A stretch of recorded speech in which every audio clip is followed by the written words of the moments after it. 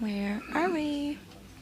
Okay, this is a one-speaker meeting. Please welcome our speaker tonight, John F.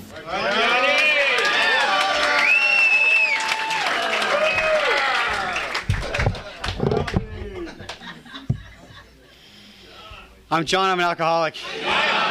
Thanks, Michelle, for asking me.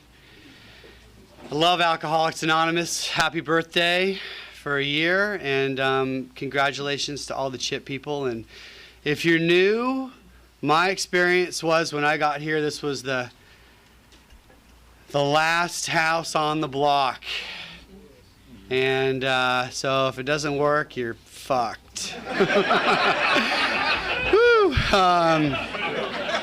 So I'm staying. I'm staying in AA. I go to a meeting every day, except when I don't, and that's my deal. And I've been to a lot of meetings, and I love Alcoholics Anonymous.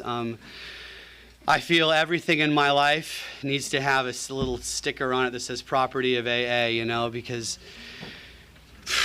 I got a big life, and I'm going to my wife gave birth to a baby girl 3 weeks ago. Yeah.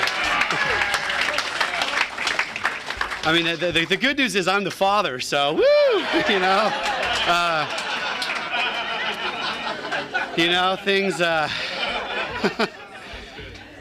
things are definitely I'm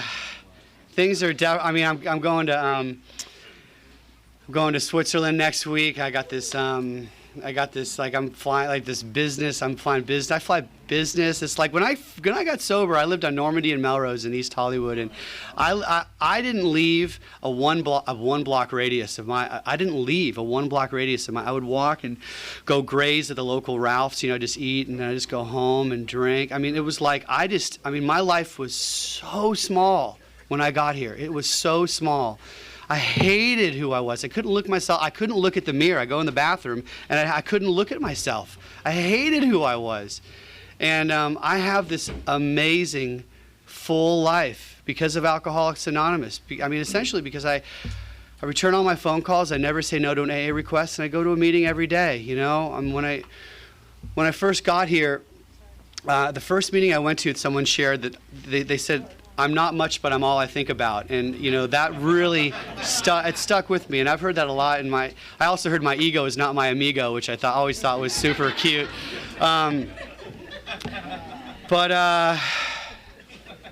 Today I'm really working on step 11, the meditation part of step 11. I'm really working on that. I've always had a hard time quieting my mind, and so I herniated a disc in my neck last year, and I tore an ACL on my leg, and I started yoga because I just as part of the rehab or whatever. And so this guy comes to my house twice a week, and we do. He gives me these private yoga lessons, and at the end of the lesson, he brings a little guitar and he kind of serenades me at the end, which is. Yeah, it's definitely kind of gay for sure, but whatever,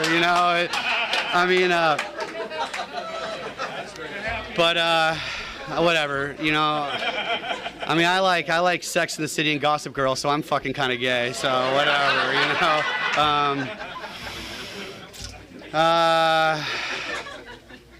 It threw me off. Yeah, man, it's this guy, but at the end of the lesson we do this little thing, and he sings these Krishna songs, and then we do this we do this 8 to 10 minute meditation where all I do is follow my breath, and I got to tell you, I've been doing it for about 3 or 4 months, and it has changed my life. It has really changed my life, because my whole life and most of my sobriety, it's in head out mouth, in head out mouth. There's no filter, Our book says pause when agitated or doubtful. And what this has given me, this kind of morning meditation sort of thing I've been practicing, is when I'm in those moments where it's just I want to act. I want to act on my anger. I want to act on my fear of losing what I have and not getting what I want, And I'm able to take a breath and actually make a rational decision, you know? And I can say, hey, can I give you an answer in a day, or can I give you an answer in an hour, instead of just like blurting out whatever the fuck comes in here. Because when I was new,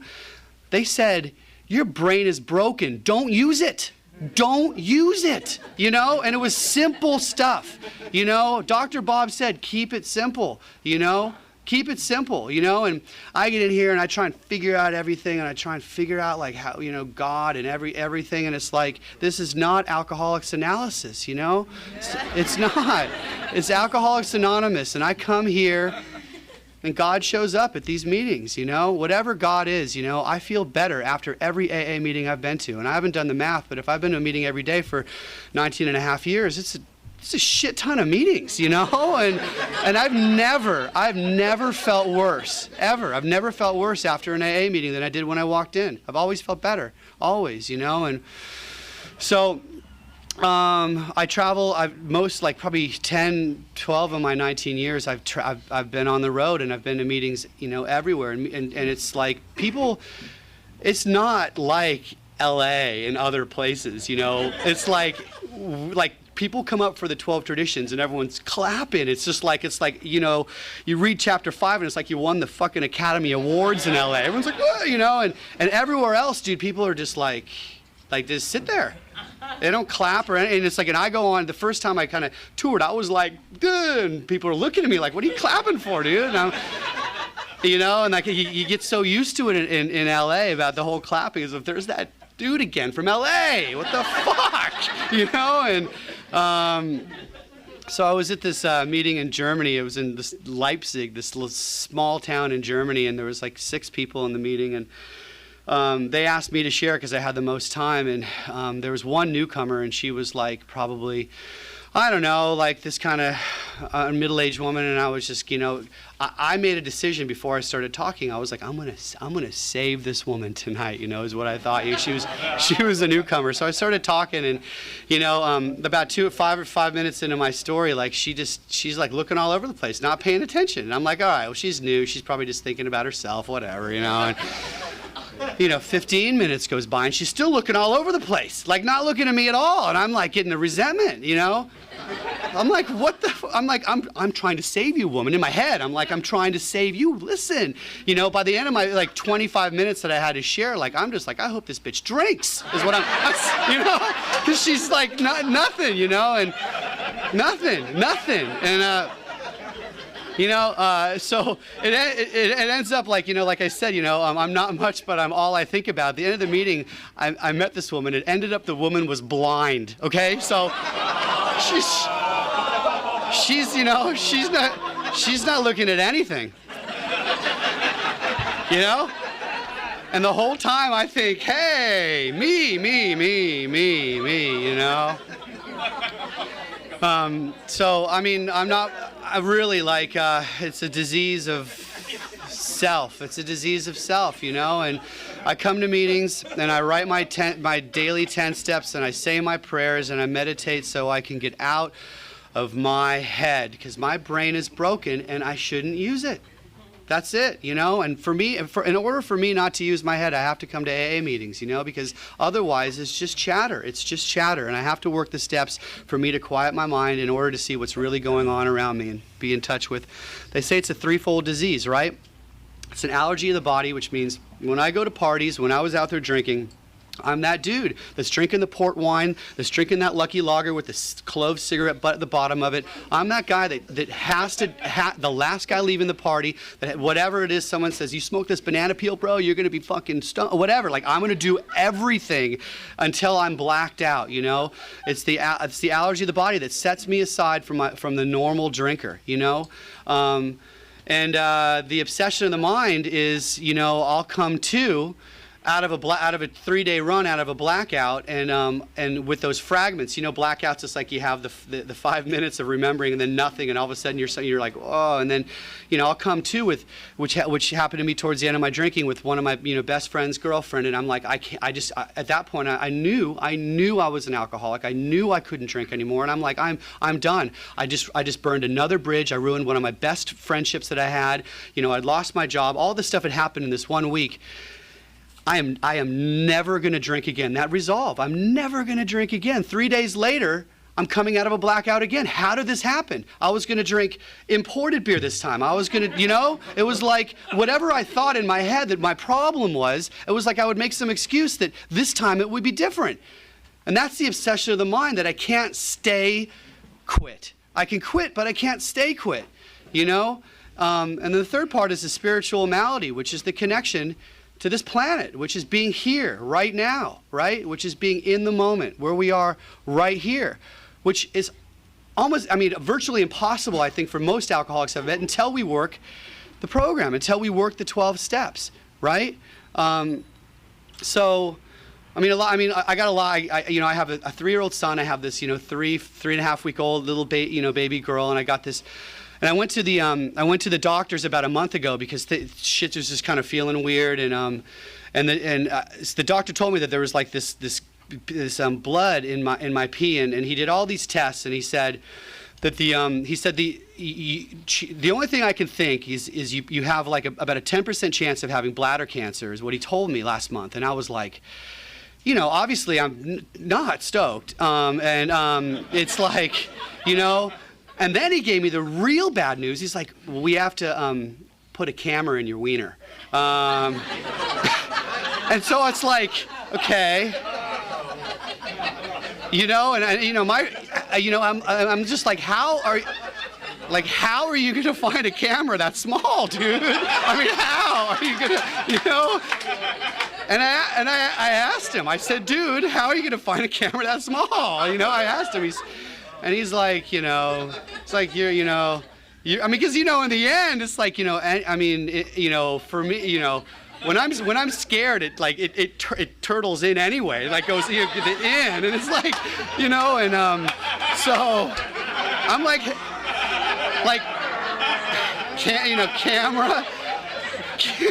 camera, and then like, how are you gonna find the thing anyway when I'm naked? Anyway, so, but the thing, the great thing about AA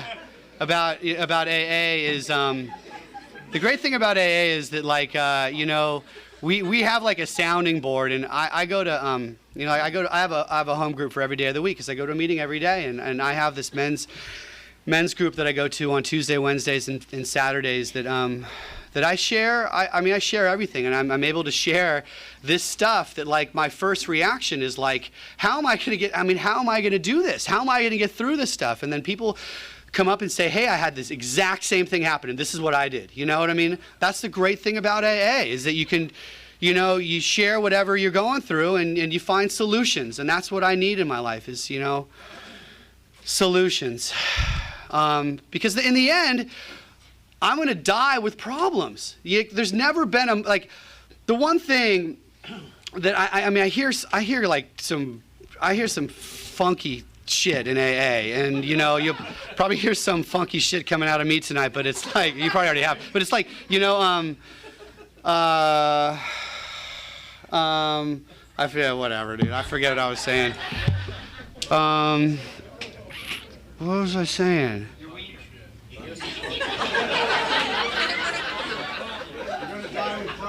Oh yeah, problems. Thanks, buddy. So, right, the purpose of the book is to find a power greater than yourself, right? It says that the purpose of this book is to find a power greater than yourself. And the second purpose of our book is to live with unresolved issues, right? That's the second purpose of our book, because I'm gonna die with problems. I mean, the thing is, like, I got sober, and I'm like, as soon as I get this girl, as soon as I get this job, as soon as I get 5 years, as soon as I get whatever, then I'll be okay. And that was my thinking, that was my thinking. When I get this, I'm gonna be okay. But the thing is, with my life and what I've learned in AA is that if I'm not happy with what I have right now, I will never be happy. Ever. I have to be happy with what I have right now. And right now I have a lot of shit, so I'm pretty fucking happy, but it's like, actually, that's not true. That's totally not true. It's like last month I was like more miserable than I've been in like 4 years, like just like anxious, panic attacks and depressed, and it's like, and I have a lot of shit. So I mean, for me, you know, it's all about AA, and it's all about, am I connected? Am I with my sponsor? Am I writing my daily 10 steps? Because if I'm not staying current, you know, and when I write my 10 step, I write down, where was I resentful, dishonest, self-seeking, and afraid. I write that down, and I write down, what did I do right? What did I do wrong? Because I'm careful not to drift into morbid reflection like our book talks about. I have to write down the shit I do right, too. You know, I do that. I read it to my sponsor. I'm current. I'm in the now. I'm clear of my resentments, you know? So anyway, I mean, the one thing that I can say is, like, my time, like, if I don't remember my last drink, it's probably not my last drink. I have to remember what got me here. You know, in my 19 and a half years, like, there's nothing that I would trade. I have to protect my time with my life, because it is my life. And people say, well, whoever woke up earliest has the most time, you know, sober. And they're always new, those people that say that, always. And that's, I mean, that's cool. I mean, that's cool, whatever gets you through. But I can only tell you that my experience with the time that I have is that I know that it's not the end of the world. You know, when I was new, it was the end of the world when I got dumped. You know, when I got a ticket, when I got in a car wreck, when I broke a shoelace, it was the end of the world. And now I know that it's not, you know, because I've been sober, I've stayed sober, I've been through these things, and now I have solutions for most of the problems I've been through. There's a few new ones that I'm dealing with, obviously, and you know, I know I'll get through. And you know, the first time I ever like got high, it was well, I mean, I remember, like, looking around class. I was a like straight A, total geek, pens in pocket, like, nerd. Me and my buddy would call each other in the morning, be like, what are you wearing? And we wear the same mongoose shirts to school. We were just total geeks. And looking around the class, and I saw the dude with the raddest girlfriend. I'm like, what is this guy doing? And you know, the dude with the puka shells and the long hair, and the Spicoli dude, and I'm like, I found this guy was smoking the wacky weed, so I'm like, how do I get some of this wacky weed, you know? And I found that guy with the Zeppelin shirt and the long hair, and I stole $20 from my mom's purse. I'm like, how do I get some of this stuff? And he sold me this big bag, and me and my mongoose buddy smoked the whole thing out of a, you know, Pepsi can with the, you know, aluminum foil, you know, just like the nice burn. And we smoked the whole thing, and we got the worst headaches. We're like, dude, this is so lame, you know. But it turns out, like, I asked, I said, dude, where do I get some grass? He actually just mowed grass off his front lawn and sold us a bag of grass. Got the worst headaches ever, worst headache. And so like maybe 2 months later, my buddy. My buddy, you know, his sister had this Thai weed. It was like summer Santa Ana winds, and I remember, like, just, it was like August. I remember the first time, like, I actually got high. I remember riding my BMX bike, and I just remember feeling the tires they turned into marshmallows, and I could feel every molecule of air hitting I could feel my hair growing, and I'm like, this is the best. I want to feel like this for the rest of my life, you know. This is the best feeling ever. And within a year, my nickname at high school was a walking bong hit. That was my name, which is, it's a ridiculous nickname. It doesn't rhyme. It's lame, you know. But that was my nickname. And so I was a full-on stoner. And I mean, when I came here, I got to Alcoholics Anonymous because of alcohol, but I hear a lot of people, like, you know, drugs are part of my story, and I'm really sorry. People apologizing for, like, do whatever, you know. It's like, I get singleness of purpose, but I heard this one guy speaking once, and he was like, talking about being in prison, like this gnarly prison story. And I was in the back of the room, and he was just like talking about, like, just all this hard jail time he did. He was talking about just getting, you know, ass pummeled in prison. And I was in the back just going, holy, I'm not drinking today. Fuck no, you know? And he was telling these gnarly stories, and he's like, and then I got out of prison. And then he's like, I don't want to offend anybody, but I smoked some pot. And I'm like, it's not that I was offended by the ass pummeling, but it's like, dude, come on, man. Like, anyway, so I smoked a lot of pot. I did some acid, did some coke, did whatever, shrooms, all that great stuff, and I had this horrible acid trip, and it ruined my pot smoking. Every time I get stoned, I'd have these flashbacks where, you know what I mean, half my body would be sweating, and I'd be trailing off everything, and just like couldn't breathe, paranoid, that whole thing. This bad trip ruined my pot smoking. It ruined it, and that was when I really started to drink. And I probably started drinking like 14 or 15, and probably like it started out on the weekends, and it came in the week, and then I got kicked out of high school when I was a junior in high school. I got kicked out because I never showed up at school, and I started blacking out kind of early, and I knew I was drinking differently than my fellows. I remember.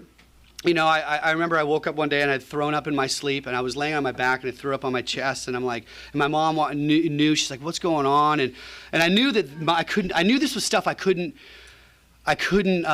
talk about with my friends. And I've had the same sponsor for 19 years. I had one sponsor for about 6 months, and he got drunk, and I've had the same sponsor ever since that guy went out. And my first 4-step was 3 things I never told anybody, because they say you're as sick as your secrets. And one of the 3 things that I was going to go to I touched my mongoose buddy's wiener. Like, we touch wieners, and it's like, I was never gonna tell any. I was gonna go to the grave with. I was gonna go like who fucking cares? Who cares? Who cares?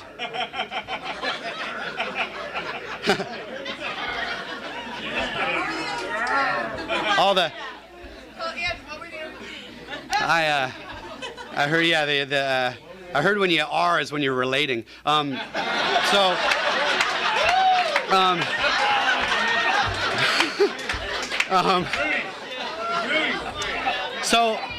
They say you're as sick as your secrets, and so I couldn't tell anyone that I'd thrown up, and then after I kind of got kicked out of school, I started kind of blacking out, and this one night, one of the first times I blacked out, I just remember coming in and out, and I ended up like I slept with this woman. She was like, she was definitely a woman. I mean, she's older than me, but I mean, she called herself big boned, but. I mean, she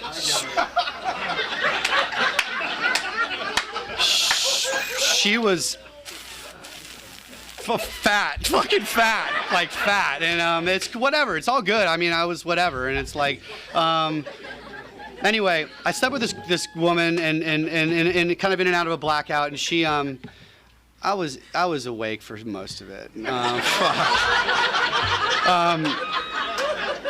Anyway, whatever, and. So she got pregnant, right? She got pregnant, and then she had the baby.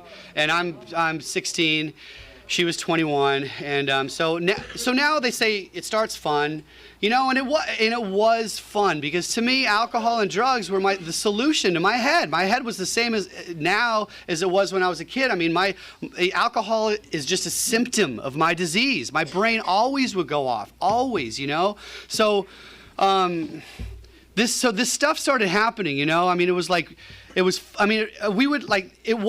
in the beginning, it was definitely the solution to my problems. And we would go to parties. I remember, I don't know why this stuff, but you know what? I say a 3rd-step prayer, and whatever comes in my head, I was just gonna shit. We would go. The first people that would pass out at the parties, what we would do is we get this little thing of water and put a little dog poop in a Q-tip, and we go and we put poop in their nose when they'd be passed out. So they wake up the next day and they'd be like, bro, dude, like, it was rad. It was fun, and then, so it was fun, and then, fun with problems, right? Fun with problems, throwing up, girl's pregnant, kicked out of school. Parents are starting to, what's going on. Then I started getting sick. I got an ulcer at 16, and then I started throwing up. I'd drink 3-4 beers, I'd start throwing up, and I knew there was something wrong. Went to the doctor, and the doctor told me that The doctor told me my liver was 3 centimeters bigger than it should have been, and I already had scar tissue on my liver. I've only been drinking for 2.5, 3 years, and he said, you have first stages of cirrhosis. And I was 17, and I couldn't believe, I'm like, I've been drinking, for 3 years, I mean, and he said, if you continue to drink the way that you're drinking, you'll be dead before your 30s. What he told me when I was 17, and at the time I'm like, who would ever want to live to be 30, dude? Come on, like, that's just old. And but I quit on my own for 9 months is what what happened for me. I quit on my own, went to the same parties, playing quarters with near beer and white knuckling it, and just hung out with the same people. I didn't change my life at all, and after that 9 months, I thought if I, just like that guy in our book says, if I have a shot of whiskey with my glass of milk, with a glass of milk, it'll be different. And I thought if I drank, like I said, if I drank imported beers and absolute vodka, it'll be different this time. And I started drinking, and it was like I never quit for that 9 months. It was like I'd been drinking the whole time. I went straight to blackouts. The first time I drank, I blacked out after I thought I would be able to go back to like being 15 and the fun again, but it was just right back into it, And when I first got sober, they said, what's God's will and what's your will? And what I sort of found is it's not, in my experience, it's not God's will for me to wake up in Tijuana at a donkey show with some dude's tongue in my ear, which sadly is where I ended up, so. When I pick up a drink, I don't know what's going to happen. When I pick up a drink, I don't know if I'm going to be like in my bed, killer, everything's okay, or coming out of a blackout with tongue and ear. And so I ended up in San Diego, and I was blackout drinking about 3 nights a week, and I'd come to the next day and have those fragments like I talked about, and I'd have to drink again the next morning to get rid of the jitters and to get rid of those thoughts of what had happened the night before. And I moved up to LA. I got and I was dating this hippie girl that I called my girlfriend, but she was humping all my friends, and she like didn't shave, she's a full-on hippie chick, and you could I remember I could brush her leg hair, like it was so bushy, it was like bushy hair, and she dumped me because of my drinking, and yeah, she dumped me, and so right before I got here, my great thinking, this is the what happened part of my story, is that my plan was I was working at Aardvarks. I got fired from Aardvarks, and my parents weren't talking to me anymore. I was living at that house on Melrose in Normandy, and that apartment with 3 other guys. And what happened for me was I got a plan, and this girl dumped me, and my plan was I was gonna kill myself, over this orangutan woman. That was my plan. That was my plan, and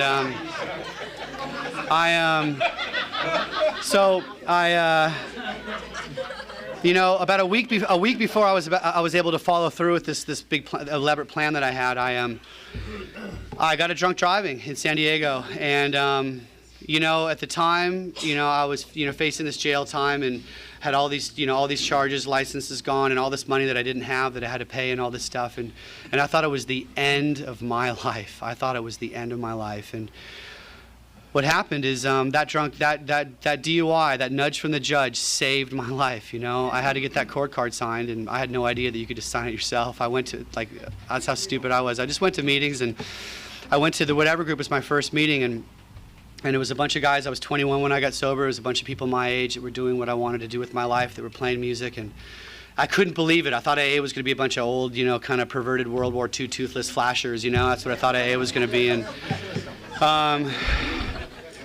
I guess that kind of is AA somewhere.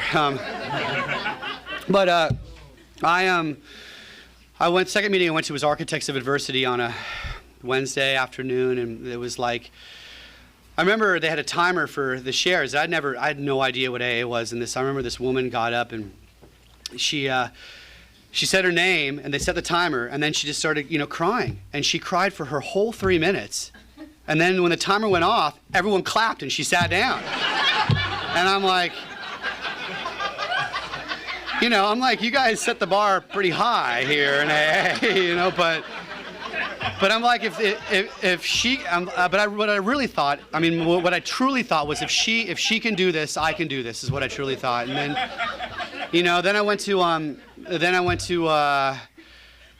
Late Night was my home group for my first 4 years. It was a bunch of guys that we went out and, just went out to Canners and Damiano's at the time. And just, we are not a glum lot. We insist on enjoying life, is what our book says. We insist on enjoying life, and that's what I did. This third meeting I went to, this late night meeting, the walls are melting, I'm dripping, I'm shaking, I'm detoxing from all this stuff, and I still don't know what AA is. I'm in West Hollywood, and the guy gets up there at this late night meeting, he goes, "Rarely have we seen a person fail who has thoroughly swallowed my shaft," is what he says. And I'm like, what the fuck is this, And then and then I'm like, then I think about me the whole meeting, think about me. There's a speaker, and I notice there's coffee, and I'm like, coffee? Like, who drinks coffee? Like, are you kidding me? And all this stuff, and the meeting's midnight to 2 in the morning, and at the end of the meeting, everyone holds, and I'm dripping sweat, raining off my palms, and everyone holds hand. They go, and they're like, people are like, everyone, all my friends are like, "Dude, you can't go to AA. It's a cult, man. It's a cult." And I go there, and then I'm like,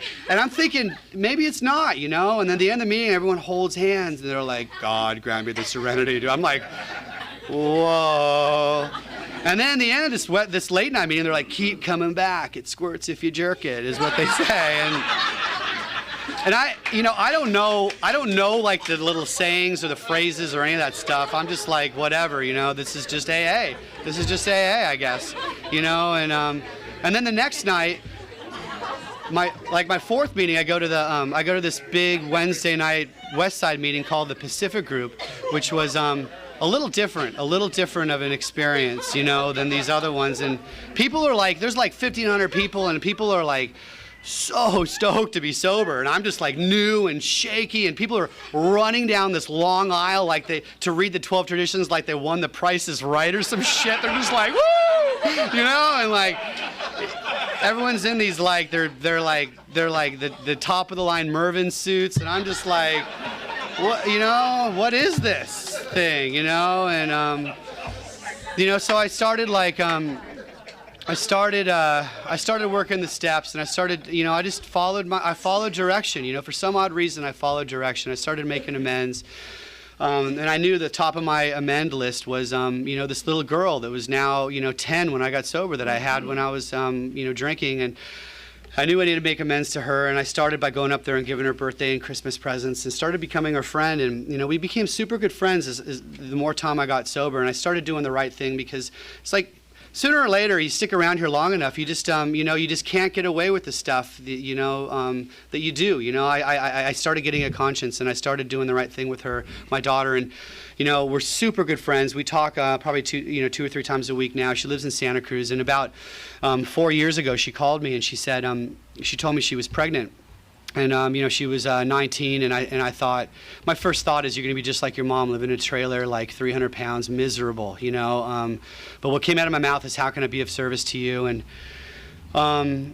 And so, she said, come help me with my wedding, come sing at this thing, and I showed up. I suit up and show up is what I was taught here, and I did. And so she had a little girl 3 years ago, which makes me a grandpa. Woo! And so I got married, and I was, I've been with my wife for 12 years, and my wife got pregnant. This which is the classic part of the story is, so my granddaughter. So my son is actually younger than my granddaughter, which is so fucking Jerry Springer. It's fucking epic, It's like, it's just so the stuff that I get to go through, it's so country, and it's like, and I show up. I keep showing up. I keep showing up, and I made amends to the mom at her wedding, and I was able to do that, and that was huge for me. It was huge for me, blaming her this whole time for taking advantage of me. It's it's like, come whatever, and I was able to forgive her, and I was able to make my amends, and and then right before I got married, I worked, I did, and the funny thing is like people, whatever. People like say what you should or shouldn't say in AA sometimes. And my experience is I share everything here. If I share my pain, it gets cut in half. If I share my joy, it doubles. That's my experience. And our book actually has there's 48 questions in the 12 and 12 about on our sex inventory. 48 questions. You know what I mean? There's something like 12 on our resentment inventory. And it's like people like Bill put about sex on page 69 of our book. It's like how classic, right? And it's like people are like, dude, you can't share that shit, dude. That's a different program. It's like, dude. There's 3 inventories, right? There were 4 actually: the financial, the fear, the resentment, and the sex inventory. And it's like did all my sex inventory, and before I got married, I talked to my sponsor, and I was freaking out, about the secret, that I shared it with him, and about all this stuff. And I just like, dude, when I watch, when I watch porn, sometimes I don't know if I'm looking at the thing or the other. I don't know what I'm looking at, And he's just like, stop watching porn, and hung up the phone, And so, I mean, I for some reason, I really am good at following direction. And so I did for 2 weeks. 2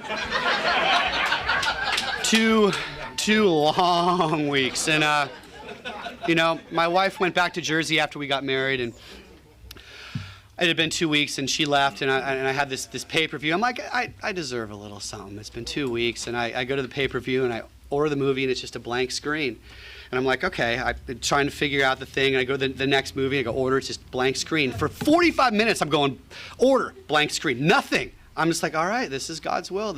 I'm not supposed to be doing this. And the next day, my wife gets back. I'm working in the Valley, and she calls me on the phone, and she's just like, I thought you quit this. And I'm like, what do you mean? And what I had done is I'd ordered like 50 pornos for the next day.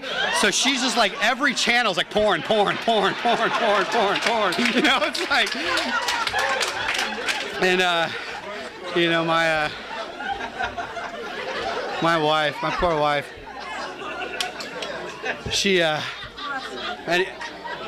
anyway, I know I got 2 minutes. I just so I'll try and do 2 stories in 2 minutes really quick. At 5 years sober, I got in this band. I got signed my first year, and we toured the world, and then we got dropped, and I went back to selling shoes on the promenade for about 5 years, and I was back at this job, and a big earthquake happened in '94, and what happened for me is after a year of resenting everybody, I started becoming friends with the guys I worked with. And then after my second year, I became a worker among workers at this job selling shoes, and big earthquake happened. I was the first guy there at 6 a.m. to help the owner clean up his stuff. And I just kind of became, I always had food in my stomach, had a roof over my head. I said, if this is what if I'm meant to be Al Bundy, whatever, this is it, And so I had this huge epiphany of like, if this is it, this is okay, if this is it, this is okay. I will be okay. I can stay sober through this. And I swear to God, 3 days after having this epiphany, this guy came in and recognized me from this other band I was in, and I sold him a pair of shoes, and I slipped a demo tape in his shoebox, and he gave me that record deal a week later that I was able to quit this job, and I've been doing music for the last 14 years of my sobriety. And it's like, had I not been at that job, had I not stuck it out and suited up and show up, I would have never met this guy that allowed me to have this life that I have today. And I mean, I really like to run everything by my sponsor when I go through stuff. And about a year and a half ago, we had this huge Christmas party, and we had all this leftover booze from the party. And about 4 or 5 months into this, I just woke up at 4. I kept waking up at 4 in the morning and going, I've never had Finlandia vodka. I've never had it. And I just, and I knew where it was. I knew where it was, and I'm just like, I told my wife the next day. I said, look, I just want to get rid of the booze, because she wanted to keep it around for family or your dad or whatever. And I'm just like, let's just get rid of it. And she says to me, she goes, what would be the worst thing that would happen if you drank, is what she says, and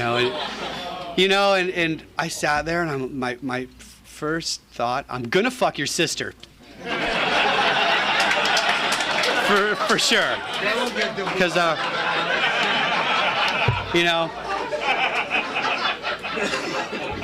because it's not like I haven't thought about that ever.